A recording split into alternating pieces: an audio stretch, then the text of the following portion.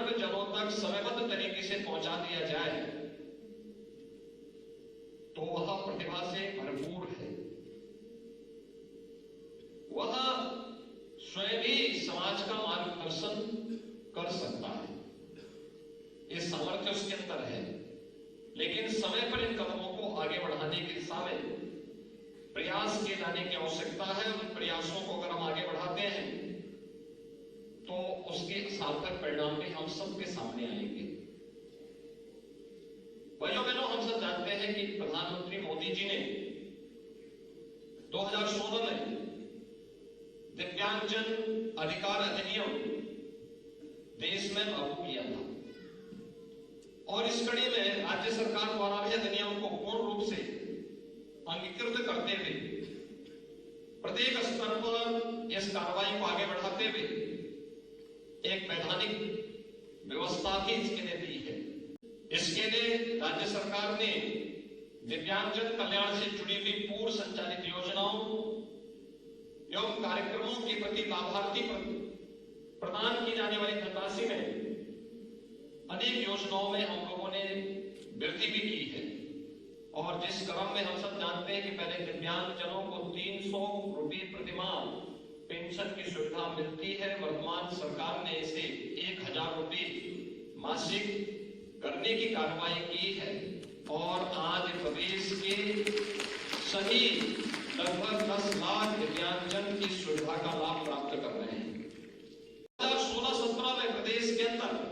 जो दिव्यांग योजना के अंतर्गत राज्य सरकार का जो बजट था मात्र 312 करोड़ था। आज मुझे बताते हुए प्रसन्नता है कि यह बजट हमारा आज 1120 करोड़ रुपए वर्तमान में है और इसमें लगातार इस कार्रवाई को हम लोग आज आगे बढ़ाने का कार्य कर रहे हैं। इसके अलावा प्रदेश में पुष्ट रूप से ग्रसित जो दिव्यांगजन है उनके लिए जो सरकार के द्वारा पेंशन दी जाती है वह अब हम लोगों ने पहले 2500 देते थे, अब 3000 रुपये उस राशि को भी हम लोगों ने बढ़ाने की कार्रवाई की है और इस योजना से भी प्रदेश भर के लाभार्थी योजनाओं से लाभ प्राप्त कर रहे हैं। कृत्रिम अंग उपकरण वितरण की कार्रवाई हो या भी युद्ध स्तर पर राज्य के अंदर प्रदेश सरकार के द्वारा चाहे वह ट्राईसाइकिल हो, हियरिंग एड हो या फिर मोटराइज्ड ट्राईसाइकिल, एमआर किट, ये सभी व्यापक पैमाने पे हर जनपद में इस प्रकार के कैंप लगा करके उन्हें वितरण करने की कार्रवाई को भी आगे बढ़ाया जा रहा है। 2022-23 में कुल 3,05,000 दिव्यांगजनों को कृत्रिम अंग उपकरण वितरण की कार्रवाई को सफलतापूर्वक आगे बढ़ाया गया। 80 लोकसभा क्षेत्रों में 8,000 मोटराइज्ड ट्राईसाइकिल का वितरण भी किया गया और साथ साथ ये भी व्यवस्था की गई है कि दिव्यांगजन की बाधा रहित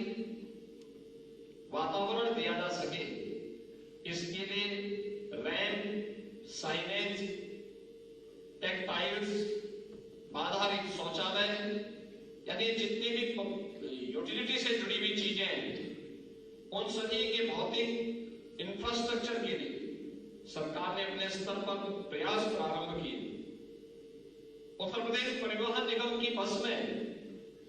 हम लोग दिव्यांगजनों को निःशुल्क यात्रा की व्यवस्था भी प्रदेश के अंदर दे रहे हैं, जिसमें 40 करोड़ रुपए परिवहन विभाग को राज्य सरकार अपने स्तर पर प्रतिवर्ष देती है और इस दौरान 4,342 दिव्यांगजनों को शादी प्रोत्साहन की धनराशि भी राज्य सरकार के स्तर पर उन्हें उपलब्ध करवाई गई। उच्च शिक्षा और तकनीकी शिक्षा में अधिक से अधिक अवसर उपलब्ध कराने के लिए भी सरकार के स्तर पर प्रयास प्रारंभ हुए हैं और इसमें मुझे बताते हुए प्रसन्नता है कि डॉक्टर शकुंतला मिश्रा राष्ट्रीय पुनर्वास विश्वविद्यालय के संचालन के साथ साथ प्रभु श्री राम की पावन तपोभूमि चित्रकूट में भी जगत गुरु दिव्यांग विश्वविद्यालय को राज्य विश्वविद्यालय के रूप में मान्यता दी जा चुकी है और वहां पर भी हम इस कार्रवाई को, यानी उत्तर प्रदेश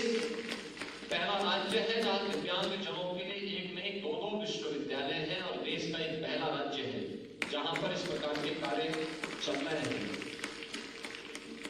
मुझे प्रसन्नता है कि हमारे दिव्यांगजन थोड़ा सा सरकार का प्रोत्साहन और समाज का संबल मिल जाए, वे क्या नहीं कर सकते।